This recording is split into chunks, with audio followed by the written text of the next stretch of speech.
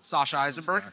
Thanks for coming. We're going to have a panel on redistricting, which is the news quite literally of the day, just about every day now. So let me just quickly introduce, we have Amy Thoma Tan, Jim DeBoo, Professor Christian Grose, and David Simas at the end, and they all bring an interesting perspective onto this stuff. I want to just start very quickly, ask you, Jim, because we don't get the chance to always ask you questions in public anymore. Ever. You had a very big night with Governor Newsom 2 weeks ago when you won Prop 50. The next week was a week of bad headlines for the governor. His former Chief of Staff, Dana Williamson, was indicted. I just want to, before we get started in the redistricting stuff, ask you, what happened there and what did you know about it? Well, I'd say first off, sorry.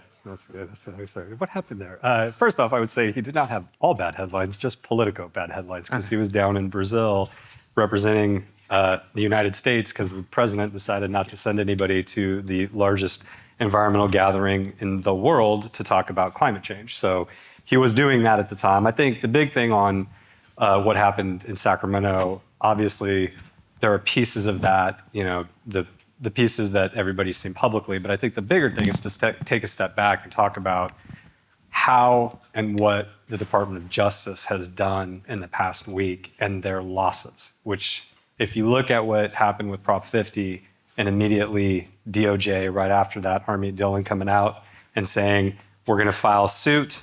And then the second after that, the New York Times just put out a big expose on all the issues that are happening, especially with the Civil Rights Division in the DOJ. And then James Comey and the federal judge saying that what the DOJ investigators was doing was disturbing and have opened that up to his attorneys from the grand jury. And then today, Harmeet Dillon once again having the lines overturned in Texas and pointing to her for what she said about racial gerrymandering, which she argued in Texas and did not argue in California. I think if you take a step back, you can see there is a massive issue with the Department of Justice and how they're prosecuting political enemies right now and how that's playing in and playing through the last week. So there was some bad headlines for some people. And if you add on Epstein plus all these mishandlings with DOJ, I think Trump had a pretty bad week also. Thanks, Jim. David, I want to wind back. You were with President Obama as political advisor, involved in his campaigns. And one thing that I've thought back on recently, after he left the White House in 2017, he took Organizing for Action, which was had grown out of the campaign and as sort of his political operation, and he folded it into something called the National Democratic Redistricting Council, Committee, something with the C, Committee. And I'll be honest, I thought at the time it seemed, given everything that folks on the American left were worrying about in 2017, that it seemed a little far removed from where the action was, and I was a little surprised by it. Can you give us a sense about that decision and where Obama's thinking was when he left office around the challenges of redistricting and where the Democratic sort of ecosystem is and thinking about how much of that's a national challenge, how much of that's at the state, and what needs to be done? I don't remember the specific timing, Sasha, but there was a period of time in 2014, 2015, as we were preparing to leave, in taking a look at what had happened in 2010 with the redistricting.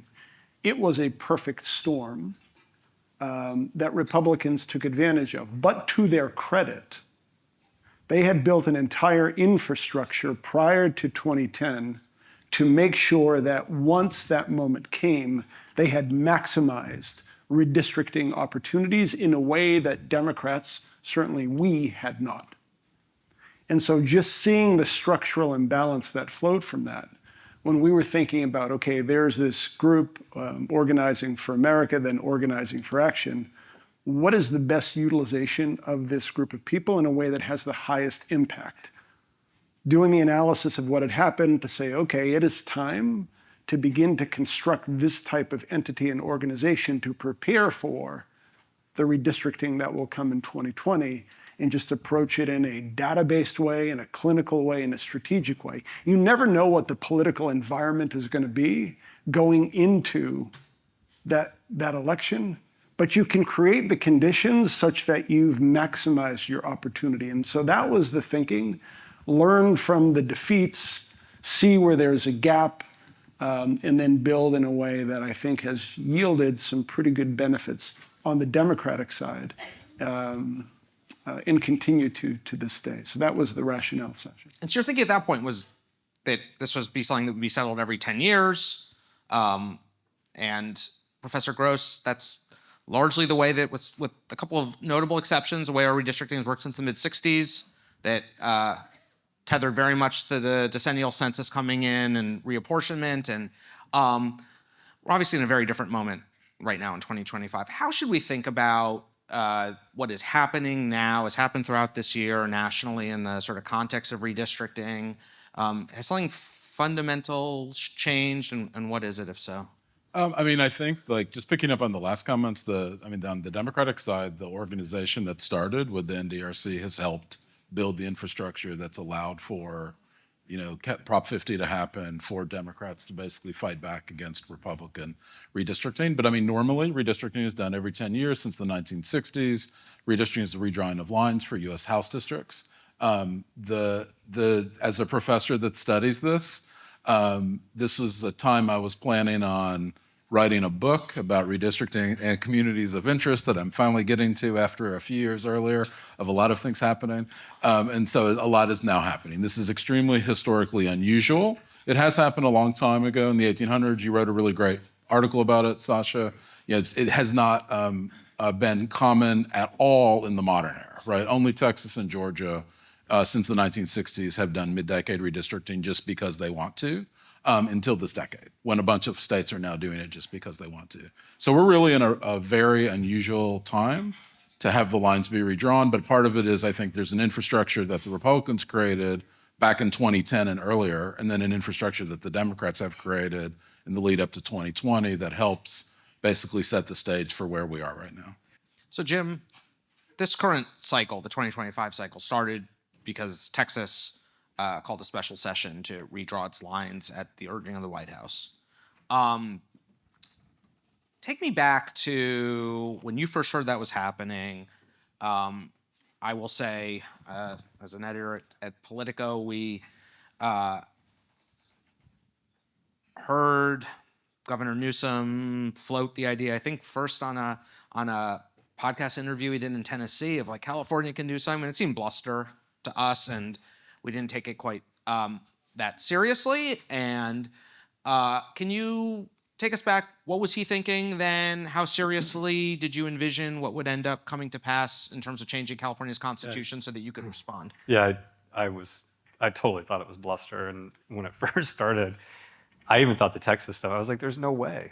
I mean, you can't just pick up the phone and say, I want 5 seats, and get 5 seats. I was like, that's insane. No one's ever done that in the history of the country. And how this kind of, that orientation is right. I think that because of where the governor sits now on kind of the, for the nation, from the Democratic side, as kind of the lead attack dog, there was a push for him, asking him, would you engage? And he said, sure. And I think that started as bluster. And then as Texas started to become more real, then it was like, well, how could we actually do this in California? And it's really clear here in California how you have to do that. It's not just to pass a bill. It's not like other state legislatures where you can do gerrymandering. We have a redistricting commission, and Amy could talk about this too, which, by the way, most people didn't even know we had, because the maps still just magically appear, whether politicians write them or a redistricting commission writes them. No one really follows that process. But in July, it started to become more real, and we started to do more research on it. And I will tell you, and I think Amy will concur with this, we really did start this at like a 50-50 proposition of passing. And I was very concerned heading into that. And I'm as a person on the governor's team, I am the cynic and I am the most pessimistic. And I felt like there was a very good chance if he put all his chips in that we would lose. And that has political, not only national implications for elections, that California went all in and we lost, and how does it affect the congressional races, but also, if we lose, how does it affect him? And that's my job, both as his former chief of staff and as somebody who's still doing this with him. But they really started in earnest in the end of July, when we started to say, oh, this is a real thing. And then it was that compressed time frame. And that compressed time frame was really, really short, where we knew we needed to be on the ballot basically by August 22nd. And to be honest with you, I've been in the redistricting world in the state legislature when there actually was partisan gerrymandered redistricting. And I've also been, in the speaker's office when we did the first redistricting, when the first ballot measure passed and we did the first redistricting commission and top two. There was no way in my mind that I thought the congressional folks could get it together to agree to be okay going to a politician like a Robert Garcia and being like, hey, you have a +20 district, you're gonna have a +9 district. What do you think? Like, no politician in the history of the world was ever like, let's do it. But they did. And so I give them credit for being able to move, but that timeline just became very compressed and we had to go really fast. So, Amy, you get pulled into the fight on the other side as an opposition comes to sort of sustain the status quo. What did your research show you about what Californians thought about independent redistricting?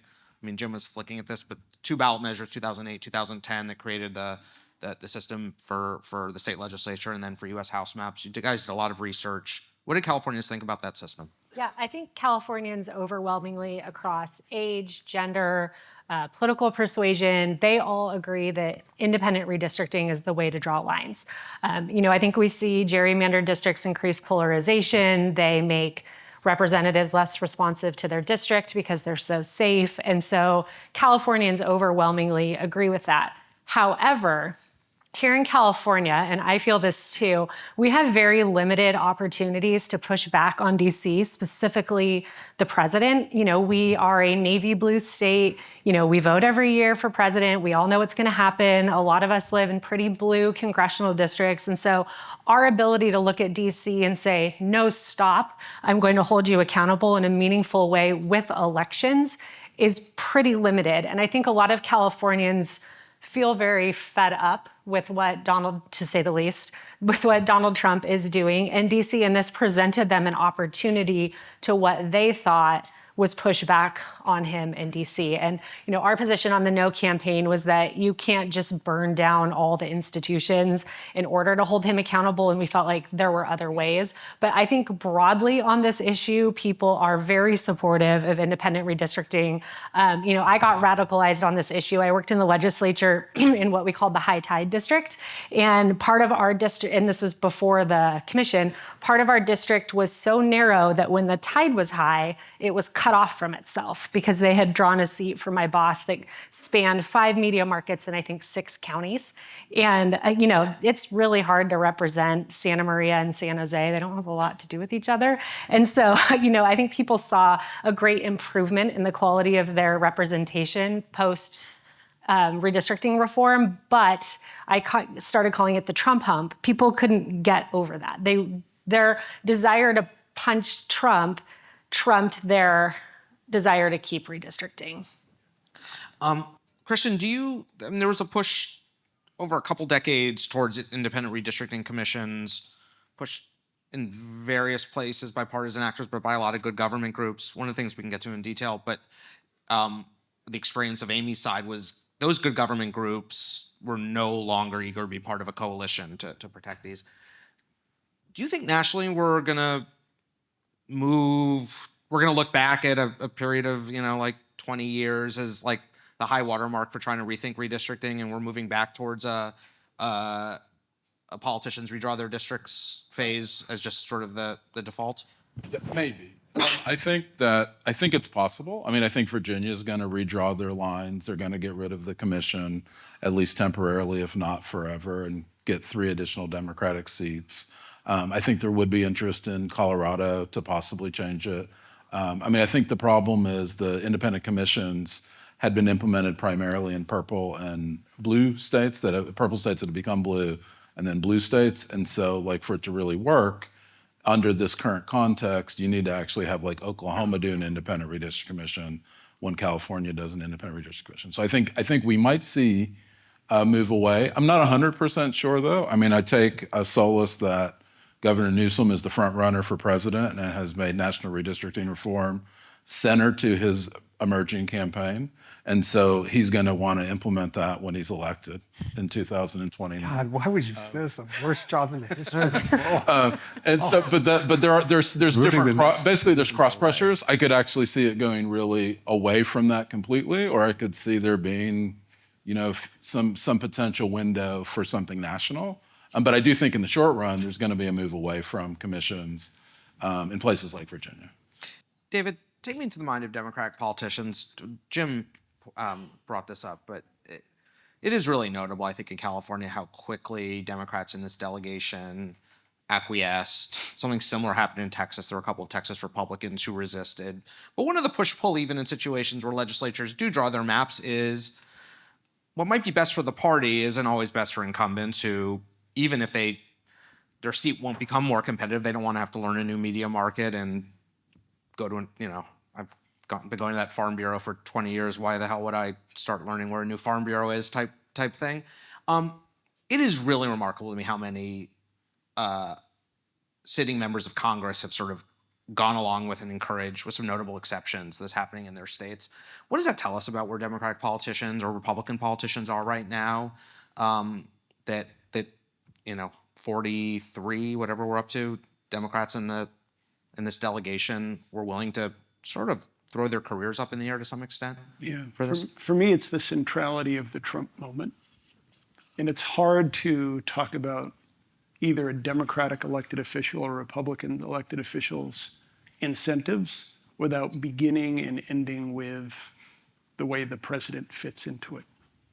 It's a heavy lift for a Democratic member of Congress, and Jim mentioned a couple here in California, to be seen as standing in the way of anything that stands up to the president. Because then they begin to think about their primaries and the intensity of the base.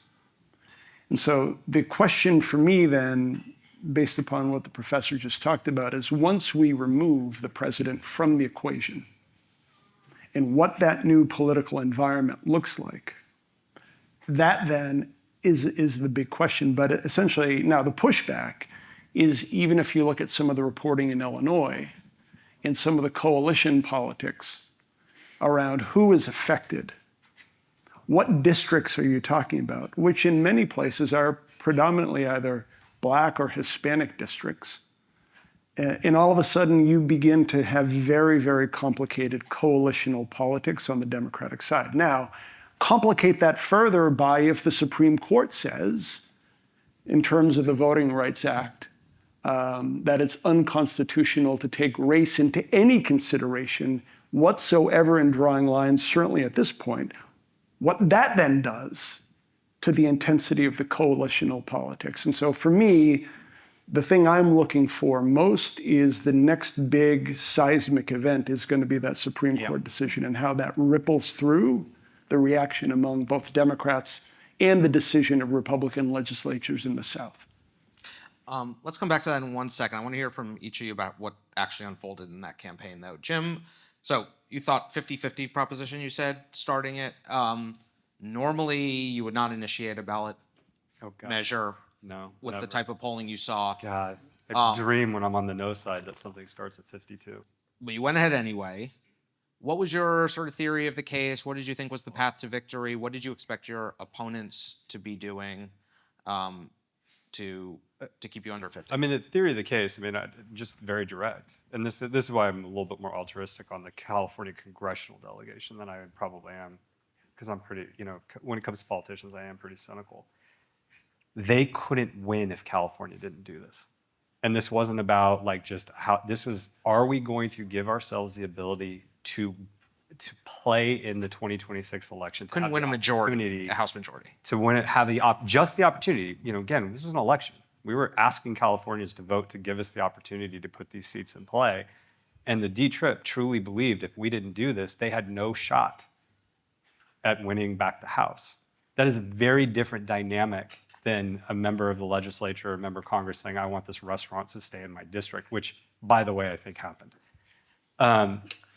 But those types of things, that mattered. And so once that was said, it was like, okay, this is a different existential, not crisis, but position we're in than we thought we were, which was, it was posturing.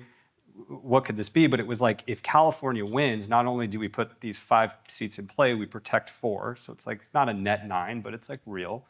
And it sends a message. Virginia, like for example, they have to vote just like California does. It's not a fait accompli. It's hard. But it was like, if we don't do this and we don't start creating a wall to stop what's happening nationally, then there is no reason for Indiana not to go. There is no reason for Florida not. North Carolina. You start, and like, look, Indiana today, they stopped it. So we felt like we needed to do something, even if it was a risk. And it was a big risk. And I think the theory of the case for us was we were going to know what we were going to get. Redistricting is popular. And by the way, redistricting is archaic. No one knows what the hell it is. Like, if you walk out and ask somebody, do you know how you get your seat? And they tell you they do, they're lying. They literally have, because barely anyone knows, because it's an archaic process. So the problem in a ballot measure is you're trying to tell people you need to do this thing to change this archaic process, to allow these politicians to draw these lines because Donald Trump is bad.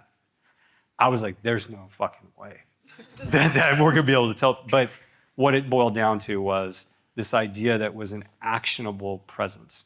There was a thing that people could be for to do that was actionable in California. And that's why we had from 50 states, we had over 60,000 volunteers, not to mention all these small dollar contributions that came in because few people could feel it. And what happened was, I think before they even could get up on paid media, we had already framed what this was and wasn't. And there was no chance from a partisan perspective to pull back from that. And people were automatically like, I don't care if this works. I just know it's something that I can do that's proactive to push back on what we feel like is an attack on our fundamental civil and social rights. And in California, goes back to the congressional delegation, like UCL or USC, you can feel it. You can walk a half a mile and see ice. That is a very real feeling, that anger that was coming up through that to see what was happening to abortion. Like, people felt like it was the thing to do. So like, we got a lot of stuff in our like open-ends and our polling that were like, I don't even care if this works, at least you're doing something for once, because you Democrats don't do nothing. And that was the feeling. And I think that became so clear and apparent and so much volume even before we got into paid media windows that everyone immediately went to their partisan corners. And that was really, really important. Did you see the race the same way? It was pretty clear what their strategy was going to be from the beginning. What did you think you needed to do? Yeah, it is very clear that this quickly became a partisan issue, which is unfortunate because redistricting, in a good government nerd world, should be a nonpartisan issue that cuts across. But like Jim said, this did feel like a tangible thing that people could do to push back on Donald Trump, and we did see that. Some of our messaging did work, and when we were up on paid media in a way that was substantial, we did see, the race was kind of even until the money went like this and then the voting went like this. I do think that people believe that California's redistricting commission is the model that the rest of the nation should look to. And, if we're going to have national redistricting, which we should, because this race to the bottom is chaotic and you can't just be jerking people in and out of congressional districts every couple of years because it's politically convenient for either the Republicans or the Democrats. You need a model to look to, and California is a good one, and voters did feel that way. But at the end of the day, it is true that they felt like this is something tangible I can do to stand up to Donald Trump. And, a Democrat is finally doing something that I can feel. It's not just words. It's not just going on a podcast. It's a real thing. So we did see that substantially similarly. We do hope that this is just temporary and responding to this exact moment, because we do need to return to the commission and doing it every 10 years and being orderly about this. But just to add on to that, Yeah. I do think there was partisanship, but when you win by 64% of the vote, there was a ton of crossover vote. And I don't want to pretend like this was all Democrats, because it wasn't. If you look at the numbers, the big places where we flipped counties were Latino voters. Yeah. 23% of Republican Latino voters flipped, and there was a percentage. We thought we'd get about 5% of Republican voters, and that, I don't know what it is yet, but it's higher than that. You can't win an election with California with 64% of the vote and say it was all Democrats.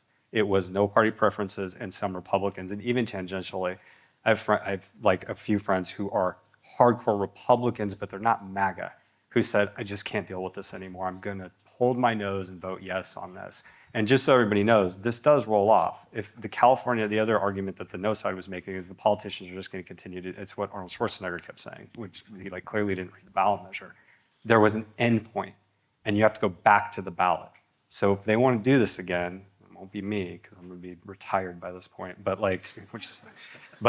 they have to go back to the ballot. So I agree with what Amy's saying, and I do think we need national redistricting reform. But it has to be done at the federal level. It has to be done by Congress, and it has to be done by the president. They've got it, or do a constitutional convention, whatever it is, to get there. But I want to be really clear: this was not just Democrats. This was a coalition of voters who just said enough is enough. Yeah. And I don't want that to be lost on people. If it was just Democrats, this would have been a 55% race. And it was not. It was a blowout at 64%. Yeah. And to tack on to what Jim said, if we do national redistricting reform, it's going to be really hard. Incumbents of both parties don't like independent redistricting because they want to protect their incumbency, their easy races. And so it is going to be an absolute knockdown, drag out, difficult thing. I don't even know the legal mechanism that it'll have to be. It'll probably have to be a bill, but it's going to be really hard. We've got these fancy professionals. Yeah. David, So, I mean, it's already been proposed. It's already been taken to Congress, the Freedom to Vote Act. There's policies being discussed, and a lot of the people who are losing their seats in 2026 are supporters now, but weren't. Yeah, Kevin Kiley, all of a sudden, he's a good government guy now. Yeah, but policy proposals exist. I think the Democrats messed up by putting too much into the Freedom to Vote Act, and maybe doing some things and not all things might be feasible in 2029 or 2030, but also ballot propositions still exist in a number of states of different kind of blue and red states that I think haven't seen reform at the state level. David, what lessons should Democrats take from the coalition that Jim just described coming together to pass Prop 50? Are there lessons either from Democrats in California running next year or nationally? I think, well, for the foreseeable future, I go back to the Trump factor. We are essentially, this is the 6th year of a presidency. History is not kind to presidents in their second term. Midterms are not kind, and it's usually a turnout differential, including a lot of swing voters who held their nose and voted for a reelection, all of a sudden say, I'm not going to do this anymore. And so, Sasha, I think over the course of the next, through 2028, the lesson right now, at least in terms of a Democratic primary, is very Trumpian. The challenge is that once you get to 2028, it is insufficient to use the same tactics that would work in a California or other places right now around this to think this is the path. And we saw that, for example, in 2010 when Republicans blew us out of the water. And there was a lot of intensity in terms of Republicans saying, well, essentially, we're going to run the same campaign because the Obama coalition went away. And we had a pretty good victory in 2012. These are different electorates in different times. Final thing I'll say around this is a national redistricting, because of the incentives that electeds have, just seems to me to be something that, the odds on success there are pretty low. And so the state by state fight to try to make it more California-like, more independent commission is essential. And there may be some intensity in red states to do that. I doubt it. But if I had to predict, I'd say even in a post-Trump world, this constant redistricting fight in a heavily divided, polarized country is something I think we should all get used to, because the incentives are too aligned. Professor Grose, so you mentioned the sort of portent of the Supreme Court decision in this Louisiana case, right? So it's basically a challenge to elements of the Voting Rights Act about using racial data in drawing districts, and there were indications, I think, in the oral arguments that you could see a majority on this court strike down Section 2 of the Voting Rights Act. Just briefly explain to folks what that means in terms of a legal question and what could happen in state capitals if they were to rule that way. Yeah, so on top of all of this happening in California and Texas, on partisan grounds, and in Texas on racial gerrymander grounds based on the case today, there's the Voting Rights Act, which has been around. Why don't you since- tell us the headline today for people? Yeah, so for people not, Texas, a federal court got rid of Texas's map. These are the new maps that were passed earlier this year. On racial gerrymander grounds, the federal Department of Justice, a Californian who heads the division, was the main person who lost.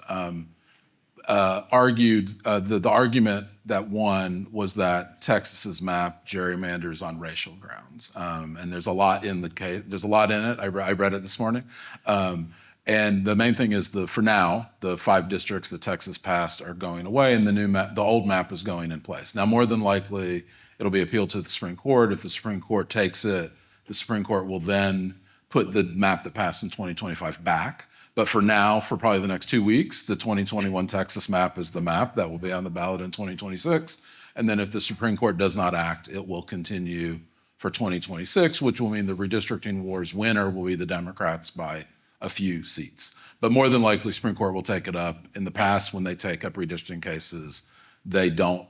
They let the map that has passed stick, and so the map that's passed will probably stick for 2026. And so that's what happened today. On voting rights grounds, like the Voting Rights Act has existed since the 60s, has applied to redistricting in the way we do it now since the 1980s. I teach this in my class for students who are here. I have a lab where we do a lot of this work. If you're interested, reach out to me about my redistricting lab. But the Voting Rights Act has basically required certain districts provide the opportunity to elect for Black voters, Latino voters, in some state legislatures, Indigenous and Asian American voters, where there's been evidence of discrimination. And it's a 3-point empirical test that is applied, and it's been consistently applied for decades. And even the Roberts Court upheld it in a case in Alabama a couple years ago. So now there's this case in Louisiana that you're asking about, the Calais case. Was supposed to be decided last year. Supreme Court was like, well, I don't know, can you come back and argue it? And so they brought the lawyers back. They're considering it now. The arguments before the court suggested they're going to rule against the Voting Rights Act, and I think the question will be, will they get rid of the Voting Rights Act entirely, Section 2, which is the part I'm talking about, or will it be narrow? And if they get rid of it entirely, it'll probably affect redistricting in at least 25 states across the country, especially in the Deep South, but also in the rest of the... It also, there's a lot of talk about how Republican-controlled states in the Deep South could effectively get rid of majority-minority districts, but there's also an opportunity for a state like California, where where Democrats made a big deal about taking racial criteria into account in drawing the districts that were on the Prop 50 ballot, that you were not sacrificing communities of interest and the ability of racial minorities to gain representation under the map. Democrats, in theory, could probably use this to draw a 50 or 52 seat Democratic map, probably potentially by sacrificing some seats that are currently drawn to help elect African American Latinos. Is there any reason that we should think that, based on things that Gavin Newsom and other Democratic leaders have said, that they wouldn't think that the moment requires doing whatever it could take to maximize Democratic seats in Congress if the Supreme Court lets them? I think the Voting Rights Act, the conventional wisdom is that it helps Republicans in the Deep South if it goes away, right? And I wrote a book a while ago that showed the Voting Rights Act is kind of a wash over the last several decades for the parties, and it's really about creating the opportunity to elect for Black and Latino voters. I think in places like Arizona, the commission there drew a map that was heavily Latino in Phoenix that maybe didn't need to be done to help Latino voters, and that the next commission in Arizona might look at that differently if the Voting Rights Act isn't there, and it'd probably help Democrats. So it's not clear to me that the Voting Rights Act has the same partisan impact that the conventional wisdom suggests. Jim, if Democrats could go back and get more seats out of this map after the Supreme Court decision? I think they had the opportunity. There was a way, I think you could have drawn maps in California right now where there was 0 Republican seats, and they didn't do it because the congressional delegation, I think, as everybody was looking at this, that was a step too far for folks. So, the Democratic Party is starting to get on its front foot with fighting a little bit more, knife fighting in a way that I'm more comfortable with, but I do think that there's limits to what they're willing to do, and I just don't see that happening. Was there anybody pushing you guys to try to maximize?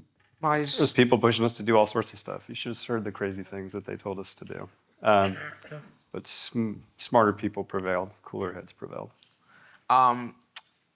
Amy, Charles Munger, who's the big funder of your campaign, said on election night that he was disappointed in the loss, but was committed to both nationally and the state trying to maintain independent redistricting. What practically does that look like? What are the sort of levers that folks who want to see both a return to the independent redistricting that is sort of anticipated by Prop 50's language, but that some people are skeptical will actually come?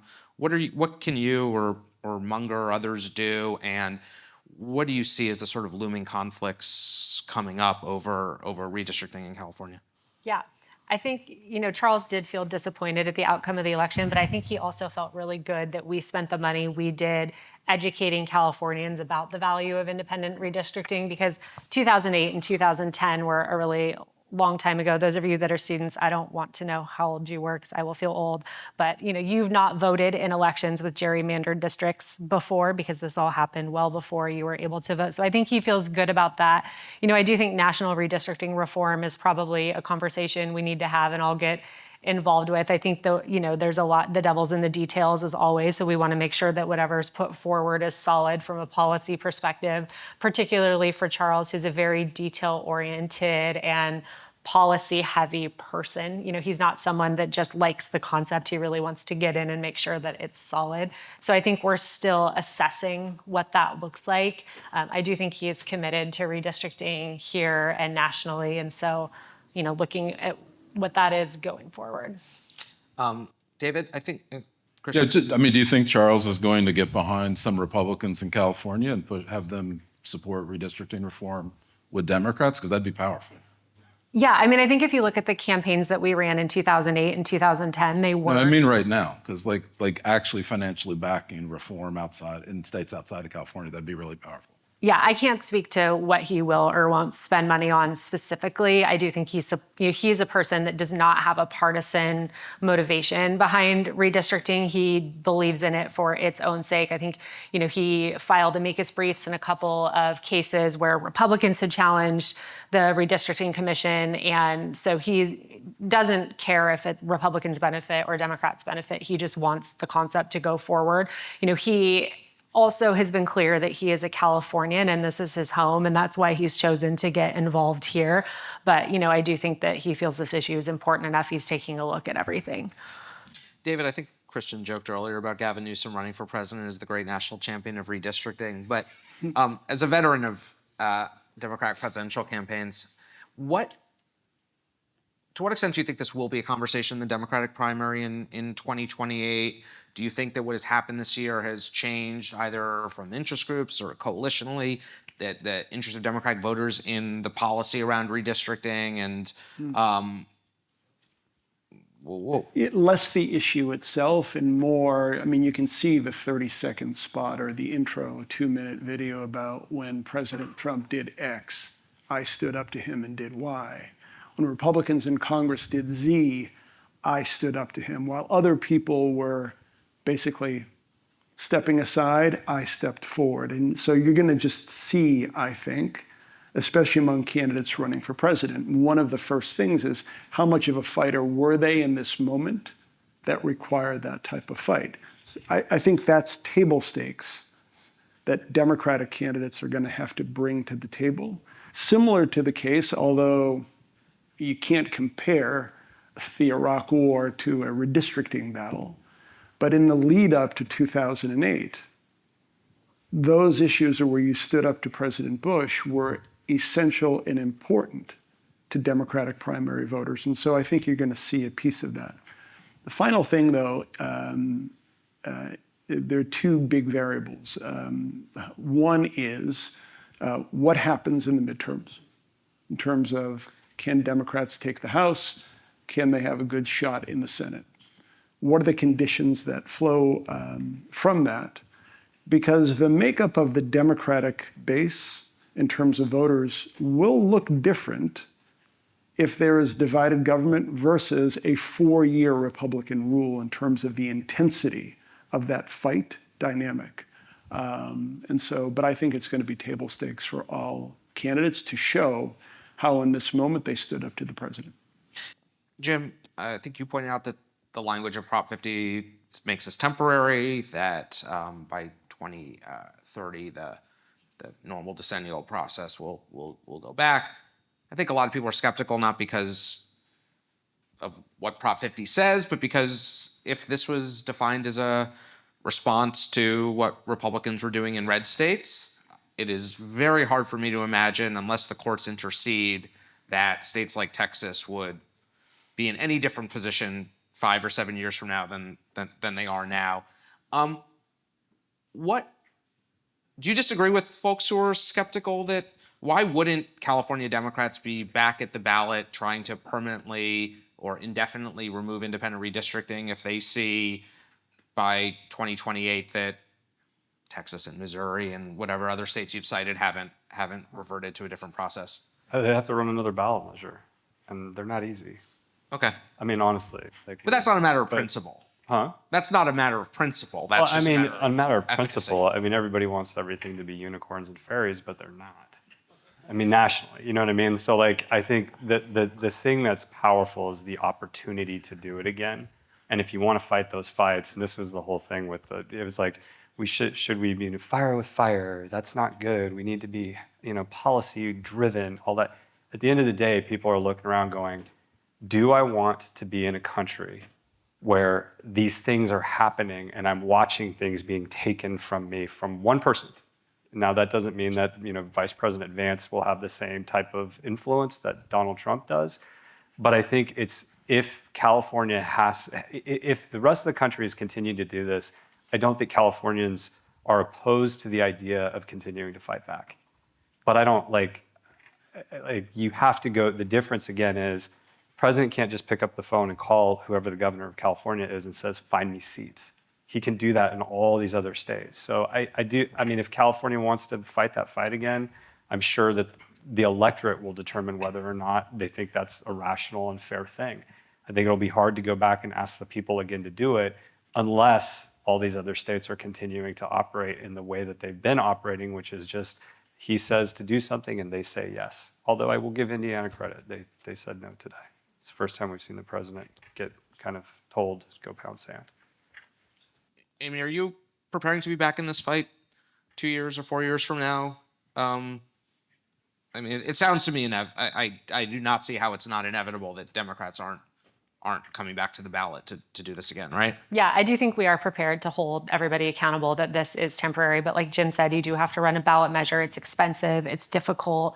I think if you told the voters it was temporary and then you come back to them again and say, we were just kidding, it's only temporary again, that's going to breed a level of cynicism that wasn't in a one-time temporary measure. Leading up to the election, the race changed a lot when the word temporary was inserted. If it was permanent, voters, I think, would have been much more inclined to say no. But because it's temporary, they were inclined to say yes. So I do think if they keep going back to the voters, that will be really difficult. But also, none of us thought we were going to be doing this in July and August, and to predict what's going to happen 5 to 7 years from now and what political environment's going to look like, I think is nearly impossible. But I do think the solution is to stop the race to the bottom, to stop the chaos, do national redistricting reform so that we're not constantly, this election cost, if you include the election costs, everything both sides spent, nearly $500 million. And I think there are a lot of other things that all of us would prefer to spend that money on, especially at a time when there's been a huge state deficit, all the nonsense that's going on at the federal level. And so I do think that stopping that chaos and all these resources going to this is a very positive thing. So, Dr. Grose, we talked about the Supreme Court case and the Texas case, talked a little bit about Virginia, where there's looming. What else are you looking at in this redistricting fight coming up? Yeah, I think there's a couple things that we haven't talked about. Some of it's been in the news, and so, on balance, the redistricting wars of 2025, 2026 are probably going to be a wash. There's a couple states that might join that are unexpected on D and R sides, but it's hard to say. It's been interesting to see a couple of the Republican states, like Jim mentioned, like Indiana's backed off, Kansas has maybe backed off, Democratic states, like Illinois, potentially interested but kind of backing off, right? So I think there really is like a tit for tat. If some states go for it, then others back off, and others go for it, and some then will retaliate. So I think on balance, there's at least 15 states where things are changing either due to court cases, maps that have already been redrawn, and then the possibility of maps. And it'll be somewhere between like a +4R to +5D, depending on how that goes. And I'm not considering the Voting Rights Act cases. And then the other thing I think to look at is really sort of what's next. I mean, to me, I think what's happening, if we think about policy in the future, a lot of the redistricting has been on partisan gerrymandering. That's legal, according to the Supreme Court. There's the voting rights issue that will be determined. Racial gerrymandering is illegal already, according to the Supreme Court. But there's a lot of things that are being done around communities of interest, which is a concept of drawing lines around communities. California does that. The commission map and then the Prop 50 map both did that. A lot of other states are using this concept, but it's not really well defined. And I especially see us thinking about communities of interest as people who study and think about redistricting in the future, especially if we see a lot of these cases go away. It may be one of the only guardrails that could remain, and I think we need to do more of that going into 2030. Just explain what you mean by that. Yeah, so about 25 state laws, including California's, have something called communities of interest requirement when you redraw lines. It's often used at the local level, but it's also used at the state level. And so someone will go testify and say, my community of interest is University Park and the area around USC and the Village and other areas, and then that's a map, right? And so the idea is you're not supposed to split that if you don't have to, just the same way you should minimize splitting counties, you should minimize splitting cities, and so on. And those communities could be religious, ethnic, neighborhood.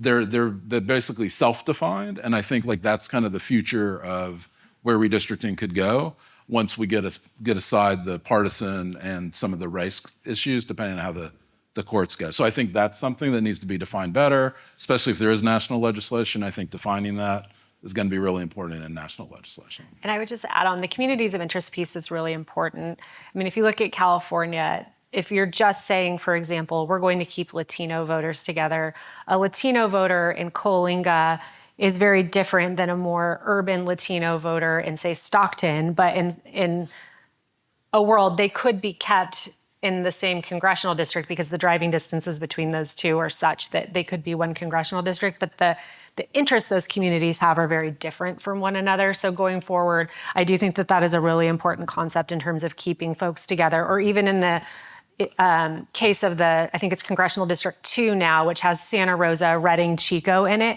even though they're both farming communities. I mean, I grew up in Chico. The rice and nut farmers of Chico are very different from the lovely wine grape growing and cheese growing folks in the Napa Valley. I mean, I didn't even know where Santa Rosa was growing up, which probably says more about me than it does about the Congressional District. But, those are not communities of interest, even though on their face, they are both rural agricultural communities. They're very different.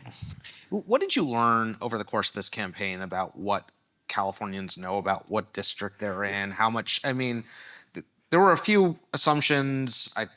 I think I heard at some point you guys were thinking about, messaging around how weird and ugly the new districts were and showing people, look, isn't it crazy that you're part of the same district as these other people? You didn't really push ahead with that messaging. What was your research showing you? Do people know what district they live in? Do they know who else lives in their district? Do they care how it's drawn? What are the sensitivities in the electorate? I think there are pieces of the electorate who know and care. For example, like I was saying, rural Northern California, I think feels upset that they feel their representation has been taken away from them. But by and large, no, Californians, they may know who their member of Congress is. They may not. They have no idea how the districts are drawn. They don't really know how this affects them. Our campaign did a lot of work actually on the maps themselves and trying to point out where things were split up and how this would negatively impact Californians. And to be totally honest, nobody cared. And there were actually, with these new maps, there were less city splits, there were less county splits. Like the maps were actually, if you put them up next to them, they both look ridiculous. the current maps from the Redistricting Commission and the new map. And so like, there's a piece of that. I was worried about that too. I was worried they're going to pull these like weird districts. And then I looked at the current map and I'm like, the districts look weird anyway. They're not nested. They're not done that way. And like, so like that piece of that, and that was one of the things that we had an issue with. We were like, do we want to give the legislature the authority to do this, or we just go all in and we say, here are the maps. You can actually look where your congressional seat is going to be. It's not going to be just hoisted on you, all those things. And we were worried about that. But at the end of the day, you know. How did you make that call then It was a roll of the dice, man. It was honestly a roll of the dice. We were like, what's better? And it's like, well, if we're going to claim transparency, we might as well actually be damn transparent. And that was it. And that was what it was. I thought that they were going to put up a map, because they don't have to show the current map. That's not how politics works, right? They're not going to be like, look at these two maps. Which one's worse? Because they look the same. They would just put up the new map and say, look at this weird district. So like your district, when you look at the map of that new district, it doesn't look that weird because it's just like that. Yeah, it goes, instead of going like this, it goes like Yeah, this. so when you're looking at a map that goes like this instead of like this, you're like, meh. But you're never going to put those two maps up. So you just look at that one district and you say, you know, this. But there are little like, even with the redistricting commission maps, because of communities of interest, they're weird. They draw up into these weird places and they have little hooks and stuff. So even the redistricting commission map looks bad. But it wasn't an issue, and we just decided, if we're going to claim transparency, let's be real about transparency and say the honest truth, which is, if you don't like it, you don't have to vote for it. And that's different than saying we're going to give the authority back to the state legislature to gerrymander lines. The other thing that'll be really interesting is post-census next year, if California loses seats like we think they might, then, and we go back to the independent commission, are we going to have 8, 9, 10 unemployed Democratic members of Congress, and what do they do? And State legislature, baby. Right, County Board of Supervisors. County Board of Supervisors. Yeah, you know, and what happens with that? And so that'll be another inflection point, I think, to say, you know, are we committed to this concept of independent redistricting, or are we going to draw our maps to minimize the number of unemployed incumbent politicians? And we'll just have to wait and see what that looks like, depending on how many seats California does or doesn't lose. To go back for a second, were you surprised that that didn't resonate with media, the public? Look how crazy these maps are.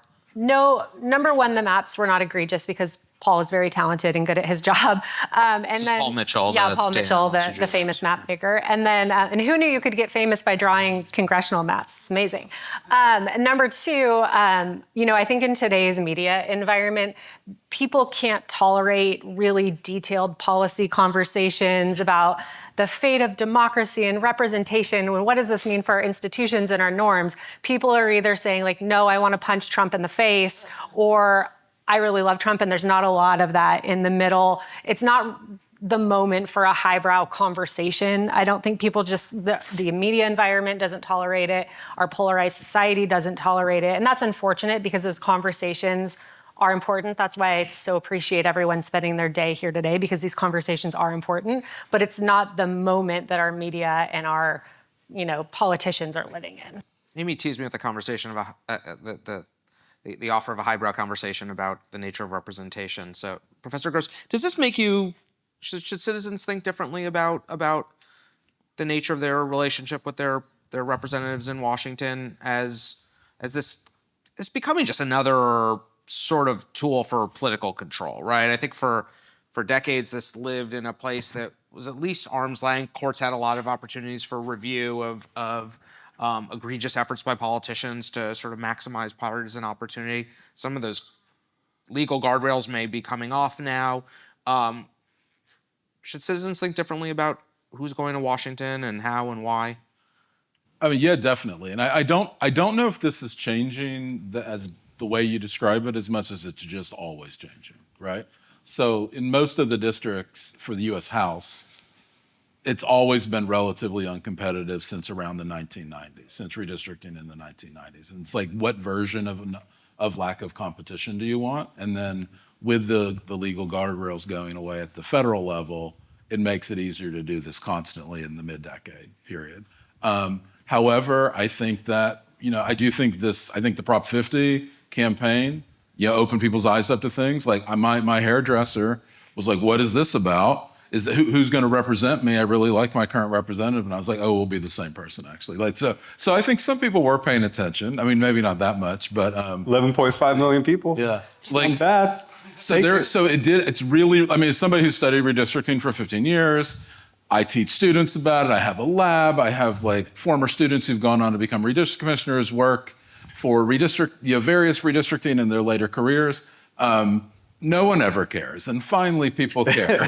The moment happens. So I think actually like the representational relationship in some ways is a little better because this has become such a national conversation that people are realizing this is a problem. I didn't realize it was a problem, or maybe they like what's going in certain states and other states. So to me, I feel really optimistic about that. The other thing I feel optimistic about is, at the local level, there's actually been an increase in redistricting commissions, bipartisan, nonpartisan redistricting commissions in California.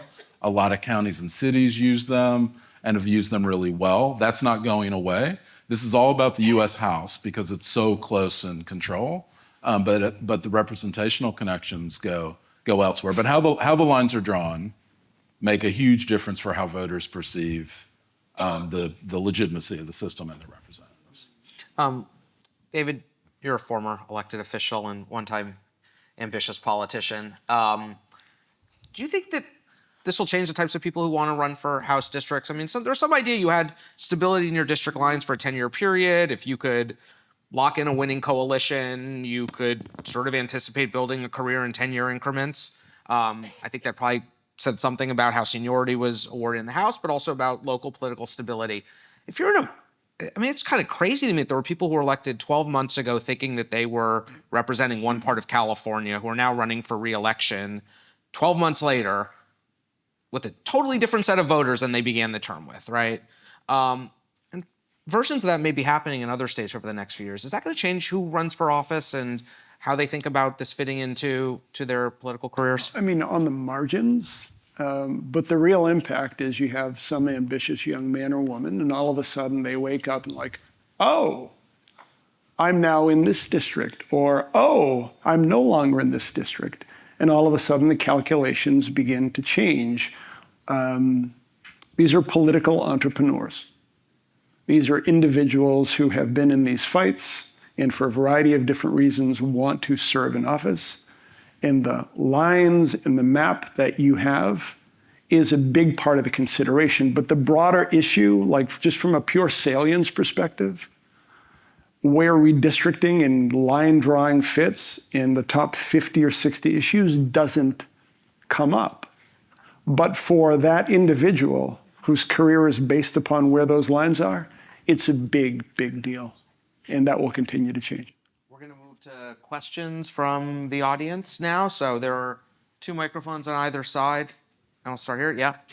Yeah, I have a question. The one thing that the panel didn't talk about was the current federal district court challenge to Prop 50, the constitutionality of it. And I wondered, the Texas decision that just came out today, the 2-1 decision, is there a confluence of legal issues involving the 2 cases? Will whatever happens in Texas possibly affect the federal court case involving Prop 50, or are they very different? If the Texas decision gets sticks so that the legislative redistricting in Texas no longer can stand, will that affect Prop 50, or are they legally separate? I wonder if you could just talk about the 2 legal challenges, if they're similar or different. My Thanks. handy dandy legal, because I'm in the midst of this. So the head of, just so for context, the head of the Department of Justice Civil Rights Division is a lawyer named Harmeet Dillon, who used to be the head of the California Republican Party. She wrote a letter in the Texas case. In her public position as the head of the DOJ Civil Rights Division was that race-based districting, specifically coalition districts, so this is what we're talking about there, may be unconstitutional. That was their argument. In California, it's the opposite. Her firm's challenge in California to Prop 50 maps were arguing race was used improperly. So she basically used one argument in one state and the opposite argument in California. So from a Prop 50 perspective, it helps Prop 50. that the district court in Texas called her out for what she actually did, and they're arguing the opposite in California. So I think it helps California's, and to be clear, no one, at least on our legal team, was worried about the case, honestly. But I think this also just, it's almost like it's just another fumble by the Trump DOJ of talking out of both sides of its mouth. And the difference is when you're a sworn official, where you've raised your hand and said, I'm going to, fight for the Constitution. We're going to have an argument whether or not that's happening in the Trump DOJ. But the things you say matter. So the fact that she went on the record as the head of the Civil Rights Division in Texas said one thing and then another in California, I think it helps California's Prop 50. Christian, what should we be looking for in this California case? It's 900 pages. I haven't read it all, so I'd rather not say too much about that. But I did read the text. I read 130 of the 160 Texas decision this morning. You didn't read all 900 pages yet? Oh, Not my yet. God. Too bad. I'm Christopher, and to David's point about the shifting coalitions with Section 2, it's so fascinating because we saw in the Phoenix district that Christian mentioned, CD3 of Arizona, Ansari won, an Iranian American. We've seen Lauren Underwood win in Illinois, Joe Negussi in Colorado, Johanna Hayes in Connecticut, all African American members in these overwhelmingly white districts. Well, when I haven't spent 20,000 hours redistricting maps in the past few decades since I was a really nerdy teen, I've been campaigning across the country. And Amy, I think it's so interesting your point. There's so much emotional about redistricting with this ballot measure just now, Prop 50. In the Arab American communities in the outer boroughs of New York, we related to tangible issues that would affect the communities and went to mosques. It was just a whole different point of view from what we've just seen with Prop 50. But the question, tangentially, in the last questioner asked something similar, but I want to dive into the messaging. And I don't want to put you too much on the spot, Jim, but I'd love to hear more about what you all think about how Gavin should message this. Let's say that this goes to the Supreme Court, or let's say the Supreme Court declines the case. And let's say that the Texas map stands from 2021. Let's say, how do you think Gavin should handle that, noting the political landscape and the likely optical implications of what's to come with DeSantis in Florida and other states that will counteract whatever's to come? So the question, just to be really clear, how should Gavin handle this from a messaging standpoint, noting his likely future ambitions? Thank you. Just so I get this, you're saying if the district court that just ruled is upheld and the Supreme Court doesn't take the case and doesn't overturn it? Yes. Then how should Gavin? And everyone's welcome to answer. No, I got it. I mean, you. just to be clear, that's like a 2% chance of happening. But I think what people forget in this ballot measure is it wasn't just Texas. It said Texas and other states who have done partisan. And so like if Florida goes, which they will, because Ron DeSantis will do anything right now to help Trump for a whole host of political reasons, I don't think the messaging changes, right? It's like, here's what we told you is going to happen. And I think the thing about Newsom that was annoying to people earlier and now I think is different is he knows where the puck is going before everyone else wants to admit it. So when he talks about like this, you see military on your streets, is coming to a city near you, and people, and especially we don't think that, then it happens, and then this happens. So I think you would have to see from a messaging change is that Florida would have to stand down, Texas would have to stand down, insert other state here that has said that they may do redistricting for a messaging piece to change, because we know it's not good. There are certain governors that are going to make sure that they fulfill what the president has asked for. But initially there were plans to put language in Prop 50, people called it a trigger language, that would have tethered California's districts to what was happening in Texas. That language did not end up on the ballot. What happened there? Correct. Just because there was other states that we knew were going to move forward with it. We didn't want to put ourselves in a position, especially with Texas, where they said, hey, you know what, we actually have time. Let's screw California and take a step back and wait, because they knew that because of the timing of the ballot measure to make sure this was for the 2026 elections, we had to be on the ballot. We had to have it out of the legislature, I think, by August 22nd. So they could have stepped back and said, we're just going to wait and go back into special session afterwards. We were actually worried about that. Like I was like telling everybody, shut up, don't say anything. We need these people to actually, we need Abbott to jump up and down and get this done. And that's a bad form of words, actually, with Greg Abbott, so I apologize. I didn't mean it that way. But we needed him to like take an action because we didn't want this, if we were going to have that trigger language in, because we didn't want Texas to say, because they could have waited and got us past that August 22nd date. And then if we would have gone after that, we would have had to move our primary, which goes back to what Amy was talking about. And I think Virginia's in this place. That starts to piss people off, where they're like, wait, you're telling me now I have to move a primary, and even though most voters don't, because we already have a screwed up primary in California where we do March elections for president and June elections for off-year elections. But it starts to be another thing that you're adding into the equation. So we were very clear we have to get this done. But our fear was Texas, if they were smart politically, they would have just waited and put us in that position, and then we would have been in a different place. But they just couldn't help themselves. They wanted to go.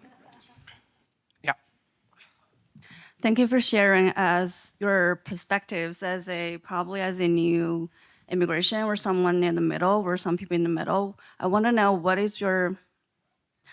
amount of humanity and sacrifices or compromises are considered acceptable or enough in terms of United States as a leading economy for the world to make policies and votings better for this country and for the world as a whole economy.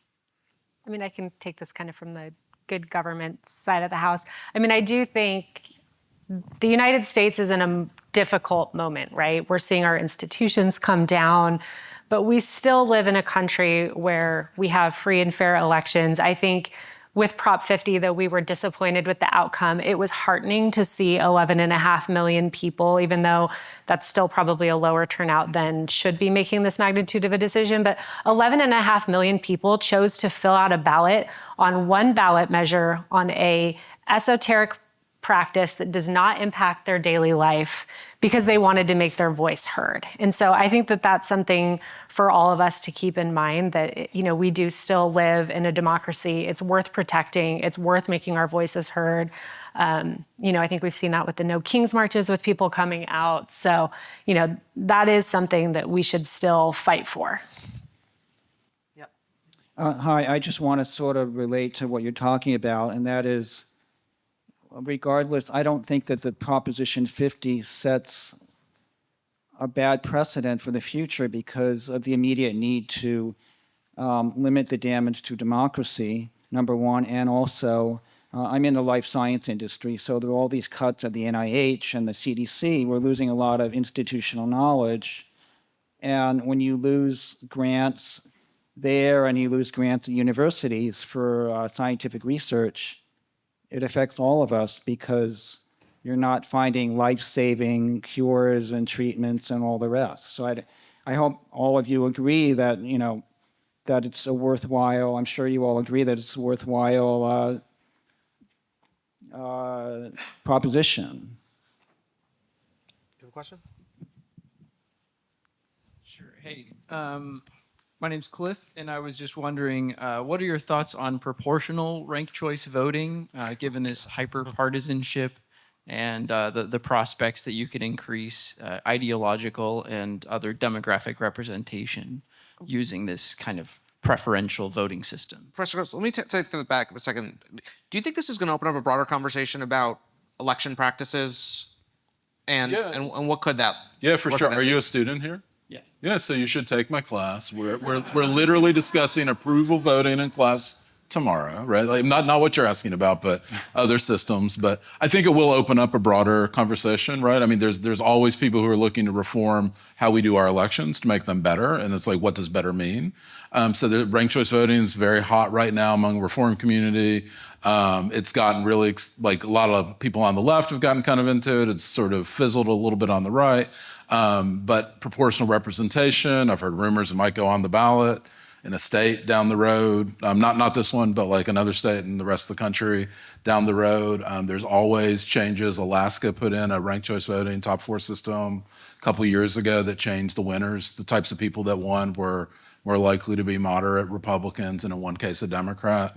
So, you know, I think this whole redistricting conversation opens up a lot of reform opportunities, whether it's ranked choice voting, proportional representation, or whatever. And the thing about this that's so important is that the incentives and the signals that it sends, and we use Alaska as the example, you run a campaign differently based upon the understanding that if you're in the top 4 and then there's ranked choice voting, the coalitions that you have to think about change the approach to negative campaigning. Doesn't go away, but it's very, very different. And the fact that you had Murkowski endorsing Peltola, Peltola endorsing Murkowski, and the Alaska Senate and the House basically a coalition government among Democrats and between Democrats and Republicans, just the system changes the approach to politics. And so maybe that's a unique Alaska phenomenon, given how relatively small it is in terms of population, but it's worth thinking through. Hey, Amy, let me just ask, in California, the redistricting reforms came along with introduction of top 2 here. And a lot of the same groups that were pushing for one were behind the other. Are you worried that questioning some of the assumptions around districting in California could lead to an erosion of other changes in the voting process? Yeah, I think we saw some slight indications that could be coming. Charles has done a ton of research actually on ranked choice voting, and he's written, I think, literally a War and Peace level research paper on it and how it could work. You know, there are some issues with top 2 about how it can be gamified. And, you know, I think we're looking at the governor's race next year. If more Democrats get in, you could end up with a Republican on Republican governor's race, which is not representative of the state. So I do think that there are a lot of conversations in the reform community going on about how do we best represent people and what does that look like today. And that conversation, I think, is ongoing. But that's also a constitutional amendment. Yeah, it would be hard to do. It would be a really expensive race. When you wanted to hear the dumb ideas that we got, one of them was get rid of top 2. It was like everybody comes in and they're like, here's our Christmas list of all the things we want. And top 2, even though she's talking about the gamesmanship, which I've participated in and doing independent expenditures because it is easy to game that system, it's popular. Yeah. And those are like things that are maybe stuff. People were pushing you to include that in what became Prop 50? Everybody, because again, this goes back to partisanship. Republicans and Democrats love close primaries because they're done. And top 2, because California is so blue and we have 2/3, majorities in both houses of the legislature, most of the top 2 races are D on D. They're not R on R. So from a resources perspective, if you're running a campaign and you're labor and you're the business community, labor doesn't want to have to fight 2 rounds in June and in November. So top 2 disproportionately affects Democrats far more than it does Republicans. And what Amy's talking about so people get a sense on the top 2 for the governor's race, that's never happened. But because there is if you look at the past 3 governors, they've all had personalities, Newsom, Jerry Brown, and Arnold Schwarzenegger.